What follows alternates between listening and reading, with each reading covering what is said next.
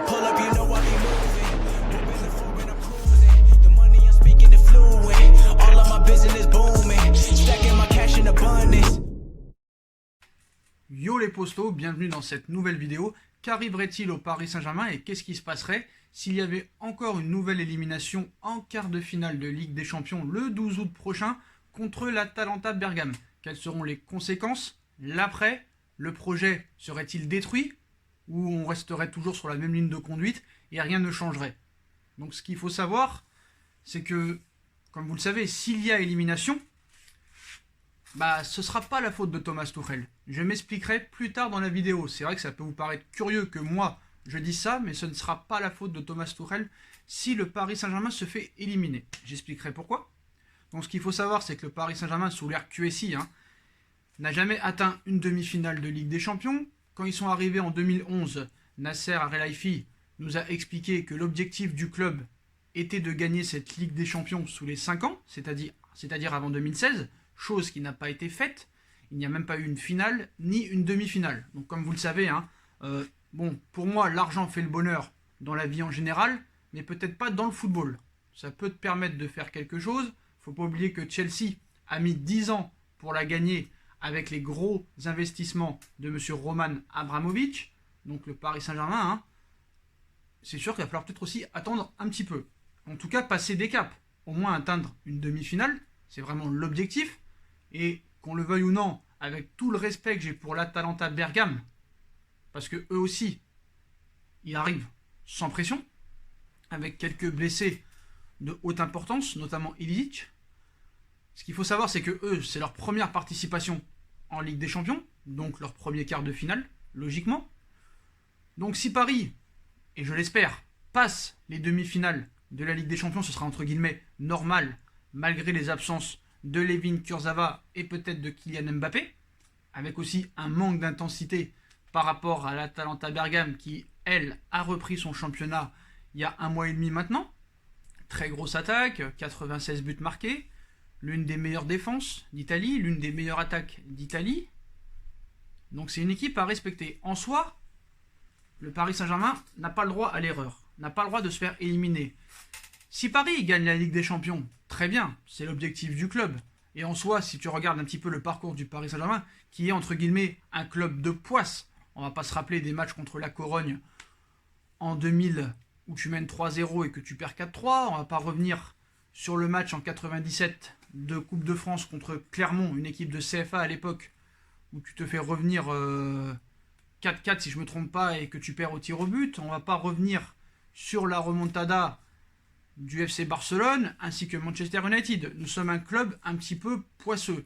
Donc on peut se dire et faire du travail en amont, vu les circonstances de cette Ligue des Champions qui va se jouer en un seul match, que ce soit en quart et en demi, sur terrain neutre à huis clos, tu peux tout à fait te dire, oui, cette Ligue des Champions est pour le PSG. Et après, si tu la gagnes, tous les footix et tous les anti-parisiens diront, oui, vous n'avez pas gagné la vraie Ligue des Champions, il n'y avait pas de match aller-retour, c'était sur terrain neutre, à huis clos, les équipes n'étaient pas au niveau, nanana. On va entendre quoi que ce soit. En gros, ils ont le droit de le penser. C'est sûr que c'est vrai, ça n'aurait pas la vraie même saveur que si les stades étaient pleins, que s'il y avait un match aller-retour. Voilà, c'est sûr que là, tu peux gagner une Ligue des Champions dans un stade vide, un terrain neutre. C'est possible. Chacun fera son interprétation. Mais en soi, ce sera une Ligue des Champions. Comme celle de Marseille, où à l'époque, les règles étaient, tu sortais des poules, tu allais directement en finale. Et il n'y avait pas de Barça, il n'y avait pas de Real, il n'y avait pas des clubs aussi prestigieux. C'était plus du Bruges, du Glasgow Rangers. On va pas parler sur Marseille maintenant, sinon tu as 8 youtubeurs marseillais qui vont faire des vidéos. En soi, réellement, qu'est-ce qui se passerait si le Paris Saint-Germain se fait éliminer en quart de finale de cette Ligue des Champions face à l'Atalanta Bergame, qui n'est pas un gros d'Europe comme peut l'être le FC Barcelone, le Real Madrid, le Bayern de Munich, la Juventus de Turin ou autre. Ce serait un très gros échec. Paris pourrait-il s'en relever? Je ne sais pas. Je ne sais pas. Comment vous faites? Comment vous vendez le projet à Neymar et à Mbappé, à Mauro Icardi, ou aux autres recrues peut-être qui vont arriver? Si on fait le bilan des dernières années, où tu te fais éliminer 4 fois d'affilée en 8ème, 4 fois juste avant en quart, 3 fois en 8ème, excusez-moi, et 4 fois en quart, il n'y a pas vraiment de projet, il n'y a plus de projet. Mais là, vous allez me dire, oui, mais Sacha, on n'a pas retenu les leçons après la remontada du FC Barcelone parce qu'on a réagi un petit peu en vengeance en achetant des grosses cylindrées comme Dani Alves ou Kylian Mbappé ou Neymar. Là, les hautes sphères de Doha nous ont dit, si tu ne nous fais pas une demi-finale là, c'est que vraiment il y a un problème. Il n'y a même pas eu de quart de finale, on a régressé, on a été en 8e, éliminé contre le Real Madrid, Neymar blessé. L'année d'après, tu te dis ça va enfin passer, il y a eu une année d'adaptation. Tu changes de coach à la place d'Emery, qui va enfin nous permettre de passer un cap, même s'il n'avait aucun palmarès jadis. Tu te dis c'est peut-être la bonne. Il y a moins de pression, il bricole. Antero Henrique a complètement raté le recrutement. Le mec a bricolé, nous a mis Kehrer à droite, Marquinhos au milieu. On a vu qu'il s'est passé quelque chose contre Liverpool et Naples, et malheureusement, tu t'es cassé les dents contre Manchester United, et comme Emery est mort contre le FC Barcelone, Tuchel, excusez-moi, est mort contre Manchester United. Même avant contre Guingamp pour moi, mais officiellement contre Manchester United. Donc si tu ne passes pas ces quarts de finale contre l'Atalanta Bergame sur terrain neutre et sur un seul match, malgré peut-être les absences de Mbappé et peut-être de Kurzawa, pour moi, hein, vu l'équipe que tu as, et que Di Maria soit suspendu, même avec l'équipe que tu as, parce qu'eux aussi ont des blessés, notamment un défenseur central, le gardien de but, et Ilicic, et peut-être Zapata ou Muriel, tu n'as pas d'excuses. Tu n'as pas d'excuses. Pour moi, Tuchel ne sera pas le fautif. Pourquoi Tuchel ne sera pas le fautif si Paris ne passe pas? Bah, Tuchel, c'est pas de sa faute s'il est sur le banc.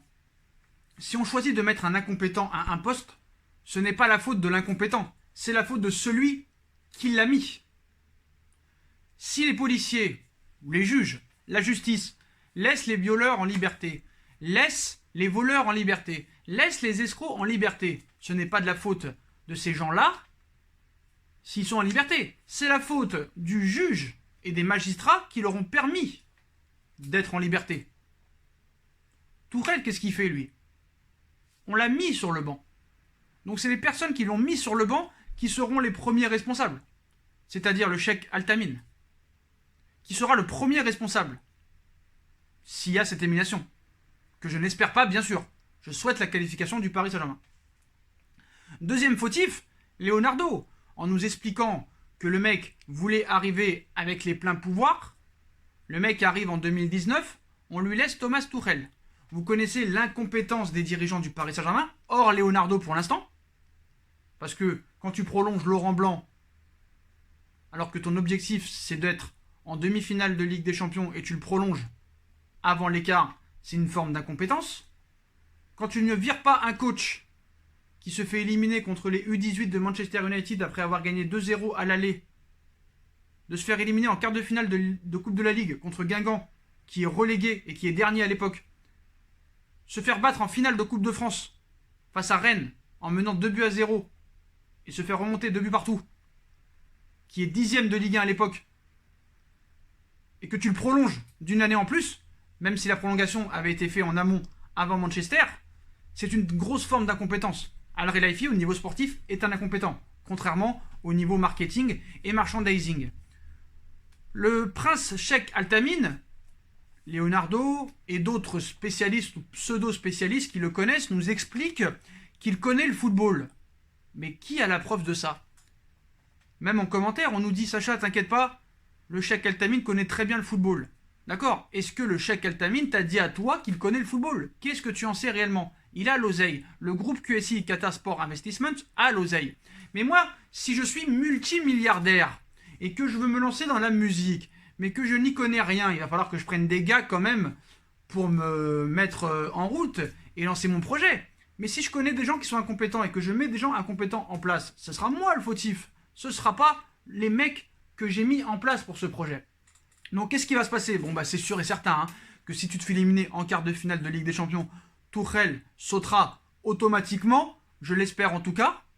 Leonardo devra nous expliquer des choses, mais en soi Leonardo essaiera de nous enfumer en nous expliquant ce qu'il avait expliqué au mois de septembre, en disant faut pas attendre la saison bling bling, on a des choses à régler, on sait que le coach était dans ça, des blessés, des machins. Tuchel fera encore son enfumage aussi en nous expliquant qu'il y avait des blessés, que c'était pas machin, qu'il manquait d'intensité, donc laissez tomber.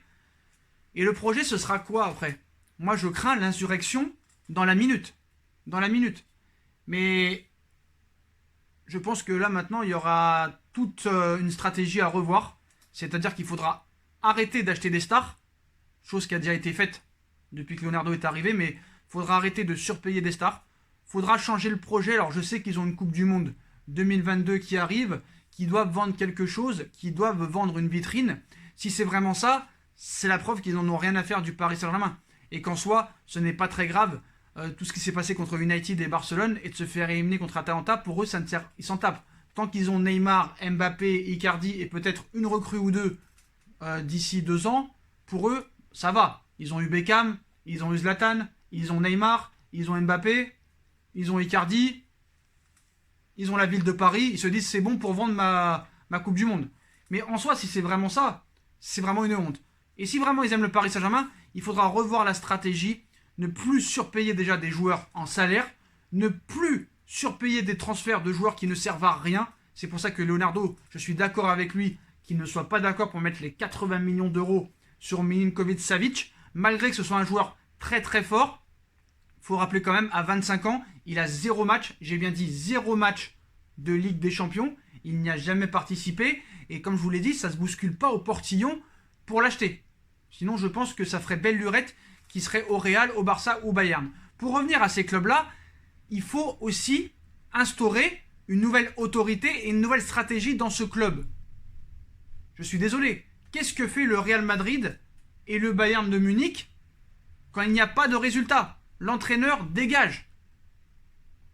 Pérez, que ce soit au Real Madrid, Uli Hoeneß ou Karl-Heinz Rummenigge au Bayern de Munich, sont les hommes dans le football qui travaillent le mieux, avec peut-être Paratici et son président à la Juventus, mais lui c'est une autre affaire.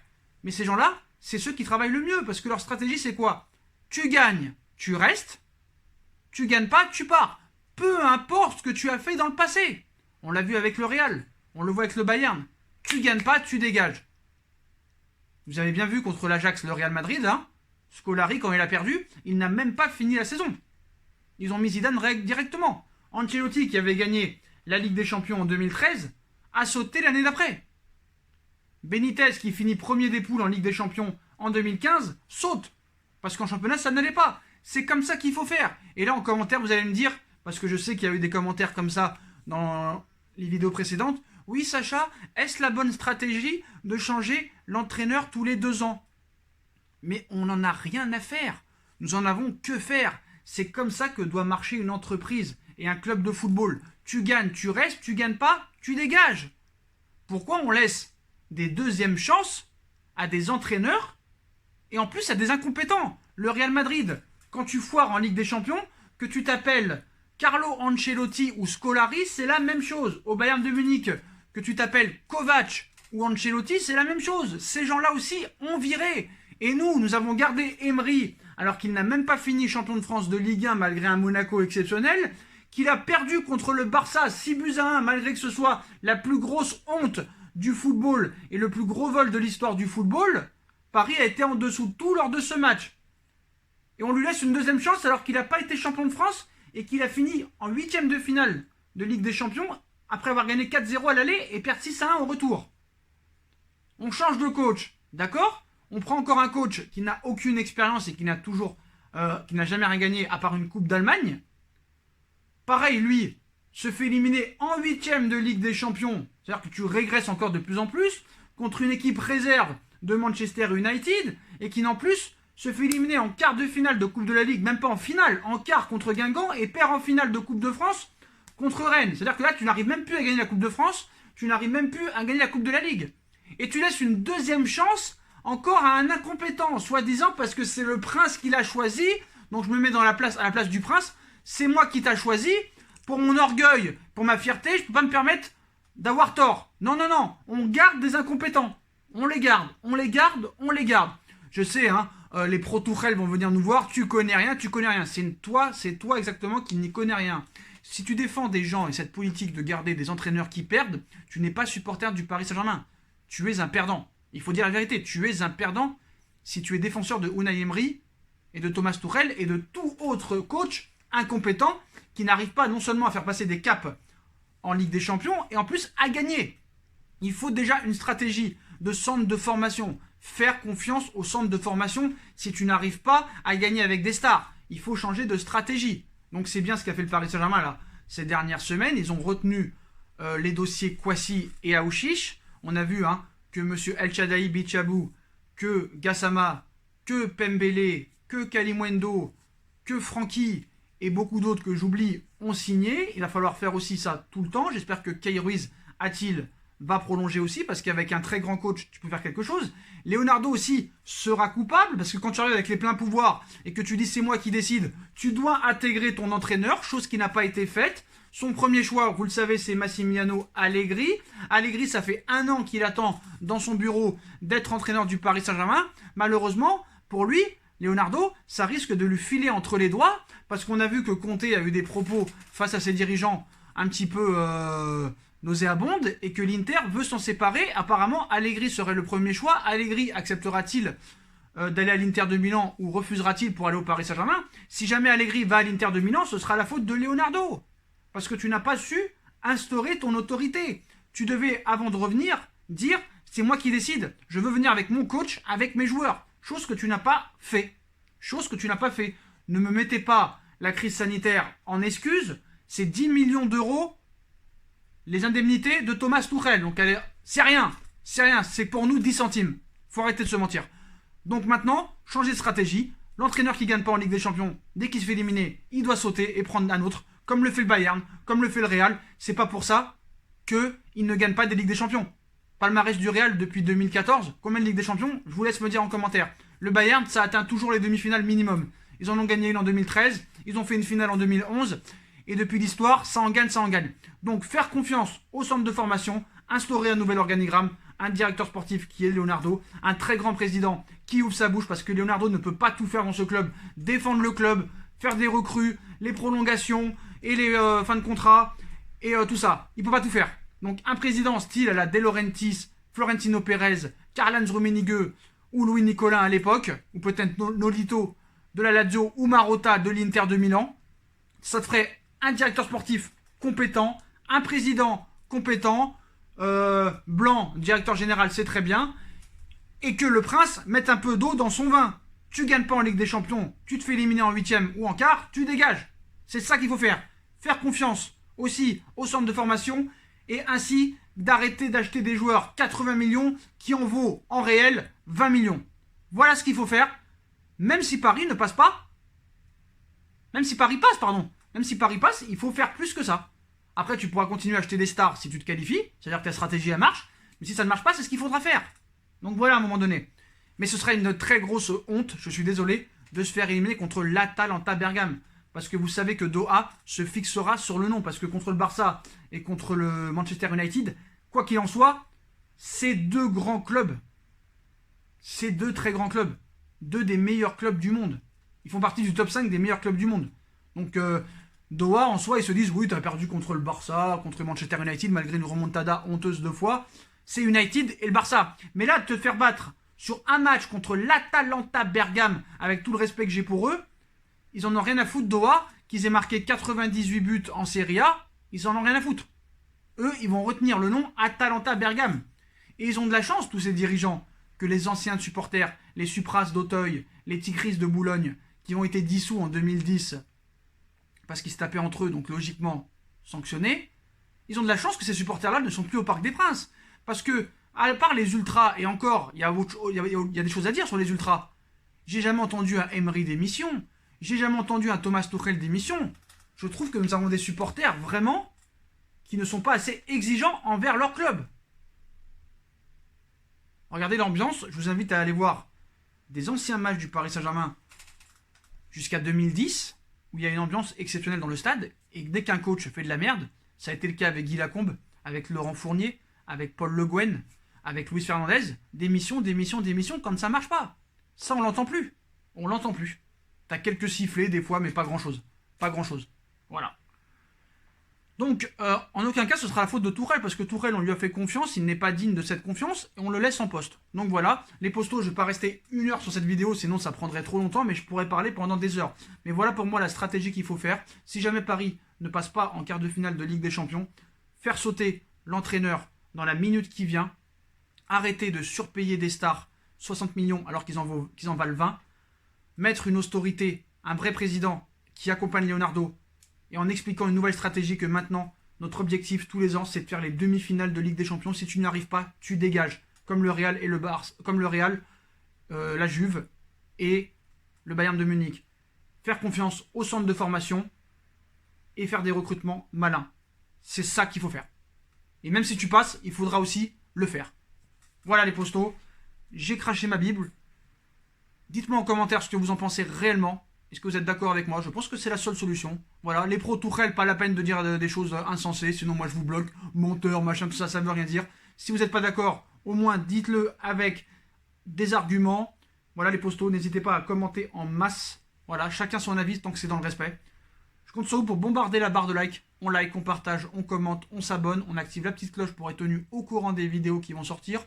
On me rejoint sur mes différents réseaux sociaux, ainsi que sur Utip, même si personne ne vient, je continue à le dire. Si sur Utip, vous voulez m'aider en regardant des pubs gratuitement ou en faisant un petit don, je ne vous force à rien, vous faites ce que vous voulez. Vous pouvez aussi vous abonner à ma deuxième chaîne YouTube, No Feeling, qui sera en bas en lien en description. Voilà les postos. Je vous souhaite à tous une très bonne continuation. Prenez soin de vous et à très vite pour une nouvelle vidéo. Et allez Paris!